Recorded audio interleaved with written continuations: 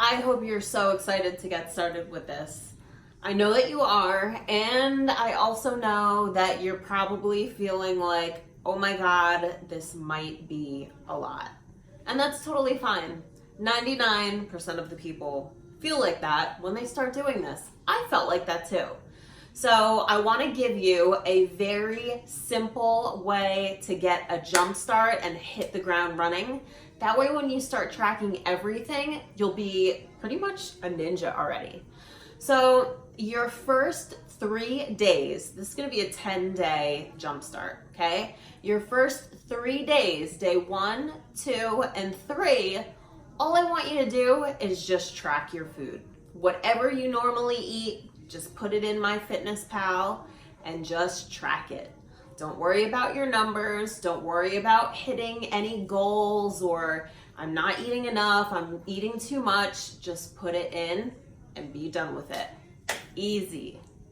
Now, day 4, you're gonna start paying attention to your protein. So if your protein number each day is supposed to be 100 grams of protein, now you want to try and actively be hitting that protein, okay? So you may find that you need to alter some of your meals. You may need to add in some protein. Usually, most people have the hardest time hitting protein. That's why we're starting with this. So here's a couple tips on how to hit your protein. If your protein is 100 grams for the day and you are going to eat, or you normally eat 3-4 times a day, you can divide that protein into your meals and break it down.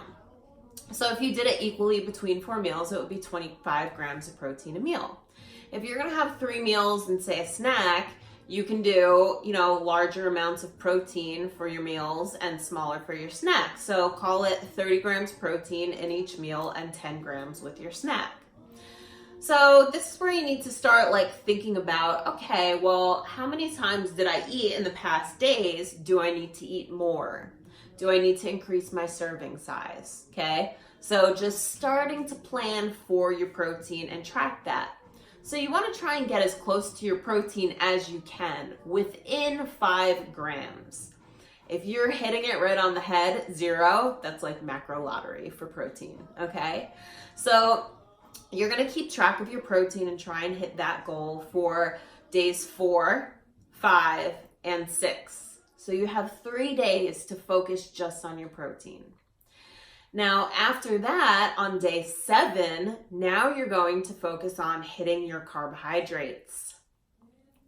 So these are actually really fun to do.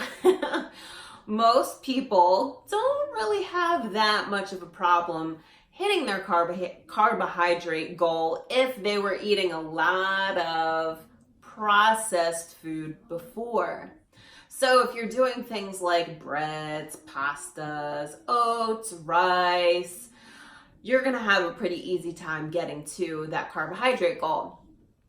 So go ahead and focus on your protein and now your carbs. So your goal for your carbs is the same as your protein. You wanna try and come within 5 grams, under 5 grams, over 5 grams, or 0 it out for your carbohydrates. You're gonna do that for 3 days. So now you have your protein and your carbs that you're focusing on. So you're gonna do that for days 7, 8, and 9.